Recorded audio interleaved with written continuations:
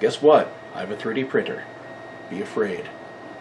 3D printers are still really expensive, but we've been testing a few at the PC Mag Labs, and we have our own MakerBot Replicator 2X to experiment with.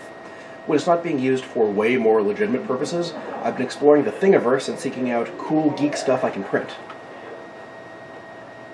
This is the Ocarina of Time. It's not pretty, and it sounds like a mutant recorder, but it's functional. I can't actually play any songs. I printed it out in two pieces and glued them together with plastic weld epoxy and silicone sealant, and then I gave it a completed base coat of blue with gold highlights for the Triforce. I used the 3D model on Thingiverse by Brian Hockenmeyer, user Hockenmeyer, and I'm sure with a second attempt at gluing and painting, this could be a better looking, better sounding ocarina. It still looks cool, but, very early learning the gist of 3D printing. Spray paint is more finicky than you think, so for future projects I'll be experimenting with foam brushes and some other ways to get better paint jobs. The ocarina, though, was just a proof of concept that I could make a prop with multiple pieces and glue them together before I worked on something bigger. So, this is my prized 3D item so far. Points to anyone who recognizes this gun. It's not a hairdryer, it's not a Buck Rogers gun. Here's a hint. It's the preferred non-lethal weapon of drug-addled gonzo journalists in the non-specific future everywhere.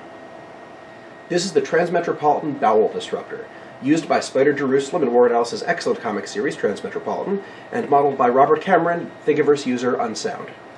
This was a week-long project, and it's a bit sloppy in places, but I love it, and it came out pretty well. This was printed in 6 parts, 2 halves for the lower handle, 2 halves for the main shell, and 2 pieces of the barrel. I glued them together with epoxy, used silicone sealant to fill in the bits where they sort of curled up, because this is printed in ABS, not PLA.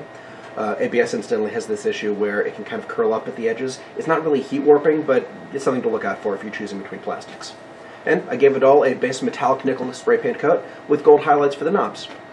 You might notice some gunk on the handle where the barrel connects to the gun. That's because of ABS curling and because the initial epoxy I used wouldn't stay quite on the main part, and it didn't have a clamp that would fit this really tricky joint. So I just sort of gave the whole cone a coating of epoxy and counted on the fact that when epoxy hardens, it becomes harder than the plastic I used to print it with.